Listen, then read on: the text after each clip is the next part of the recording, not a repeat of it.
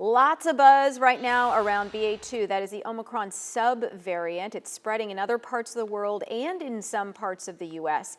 If a new surge happens, how will we know? Now, here's why there's some concern. Health officials are increasingly focusing on hospital admissions, which rise only after a surge arrives.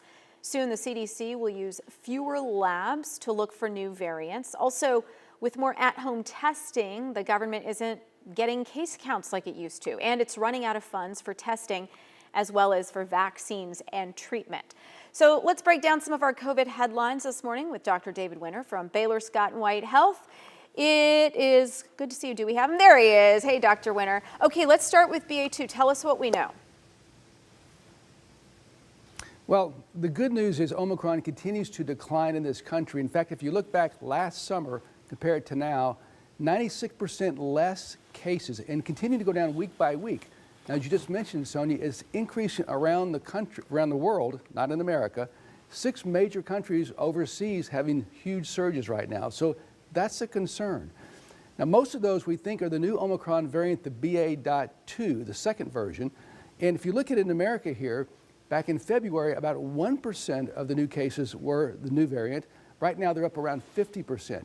Still very small numbers, not a lot of cases in total. So is the surge going to come back? Hopefully with vaccines and with immunity from prior contagion with the disease, we're not going to see that, but we don't know yet. It's anybody's guess so far. Keep our fingers crossed.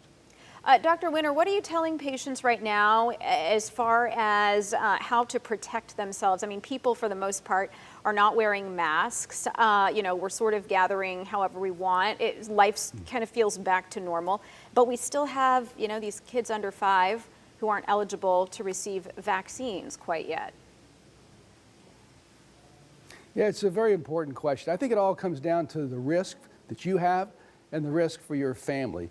So if you're young and healthy, your risk is very, very low. So I think then precautions are less important. If you're frail, immunocompromised, then you have some significant risks there. Or if some of your family members are like that, you might want to be more careful. I think it's an individual decision to be made, a case by case, but certainly we don't have to be as cautious as we were before, much less Omicron out there right now. Okay, what is going on around town? I feel like everyone I know is sick right now. I'm receiving messages from all over the place. I know that a lot of folks came back from spring break. A lot of folks traveled abroad or maybe took road trips even crisscrossing the U.S. So what can you tell us about what people are sick with? Yeah, 2 major things. A lot of upper respiratory infections. Most of those are cold viruses. That's not a big deal for most folks. Now, if you start to get drowsy, confused, have high spiking fevers, you need to talk to somebody. Go to the emergency room or talk to your doctor. But most cold viruses are pretty mild and go away on their own. Sometimes after 3 or 4 days, it'll transform into a different secondary bacterial infection. Start coughing up lots of green and brown stuff, high fevers. Also talk to a health professional for that. The other category we're seeing is gastrointestinal diseases. I'm mainly talking about diarrhea. Most of those also are viral. They run their course. Lots of diarrhea can lead to dehydration. You got to stay hydrated with that. But unless you have blood or confusion or weakness, those also can be taken care of at home. So the viruses are in rampage right now, both up here and down at the lower end of your body.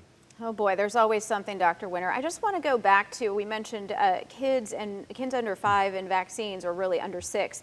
Moderna shared new data, and they will be asking the FDA in coming weeks to go ahead and greenlight that vaccine for kids ages 6 months to just under 6 years old. I'm wondering if you've had a chance to look at the data and your thoughts on the numbers. Yeah, and the numbers are pretty interesting. What they've shown is that first the dose is 1/4 of the dose for adults, so a small dose of the Moderna vaccine, but the antibody levels those kids in the trials got was the same as adults, so they get pretty good protection antibody level-wise. Most importantly, of all the kids in the trials that were in this, all these children under age 6, there were no serious illnesses and no deaths. Looks like it's safe, looks like it's effective. We'll see if they get approved. I wouldn't be surprised if they do that in the next week or so. Okay, Dr. David Winter, good to see you. Thanks for your help as always.